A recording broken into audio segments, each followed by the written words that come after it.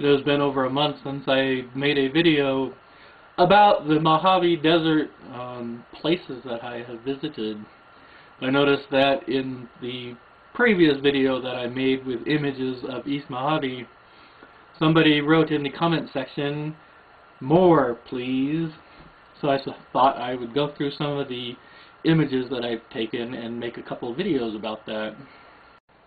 This is a stock tank that has goldfish in it. It is located at Mountain Pass, which is on Interstate 15 going towards Las Vegas. It's somewhat near the Nevada border in California.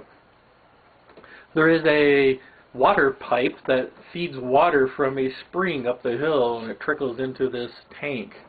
I have no idea who put the goldfish there. This is another stock tank, and my sibling, not so old hippie, is in the extreme right edge of the image.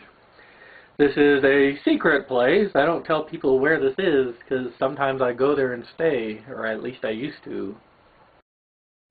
Here is the same stock tank from a different view. There is a steel pipe, a rusty steel pipe that drips water into this tank. And that pipe comes from an arroyo where there is spring. And when I was staying here, I'd get water from the arroyo and not this tank. This will be hard to see in a YouTube video. This is a gopher snake. They eat field mice. I doubt they actually eat gophers. I don't think there's many gophers in the Mojave Desert. There are a hell of a lot of mice, however. Here is an image of a burrow at Halloran Springs. The spring itself is out of the image. This is the stock tank just below the spring. Here is Halloran Spring. The stock tank is below there. There is good water here, only you have to get it right out of the ground. You don't want to get any water along the little arroyo there because there's all sorts of microorganisms growing in that water. Here is where I prefer getting water in East Mojave. I'm not going to tell you where the spring is. It's kind of hard to see in this YouTube video. There is about, I would estimate maybe 15 or 16 gallons per minute coming out of this spring, and it's been encased in a steel drum.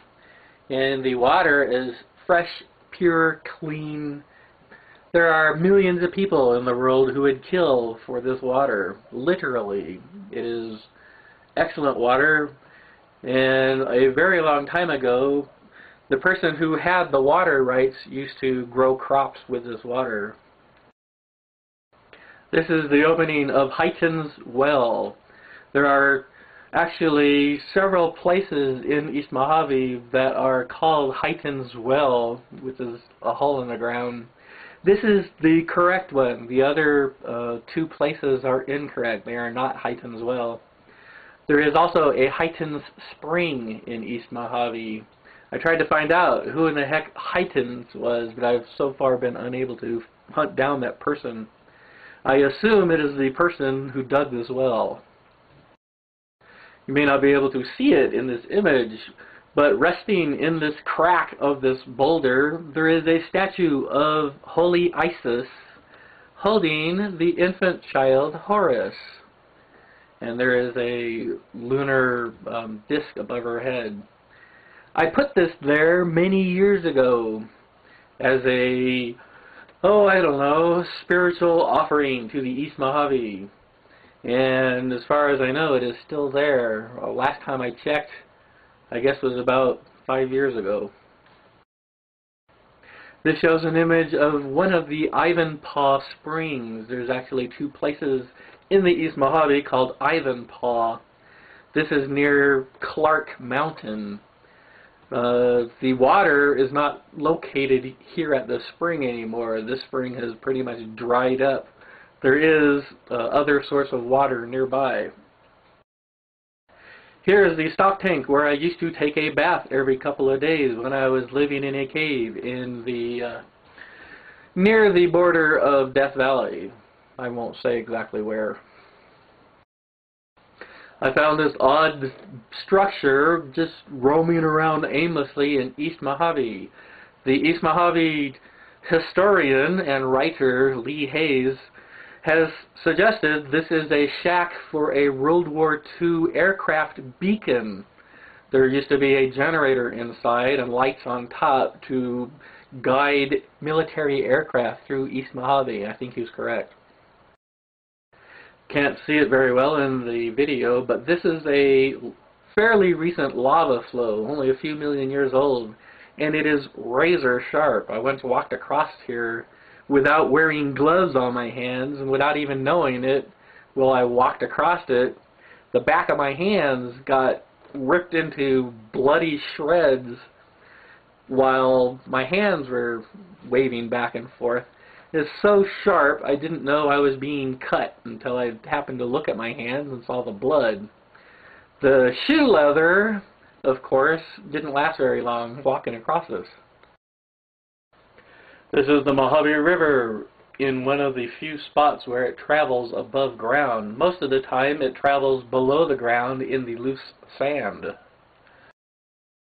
Here's my sibling, not so old hippie, at a rock. Here he is.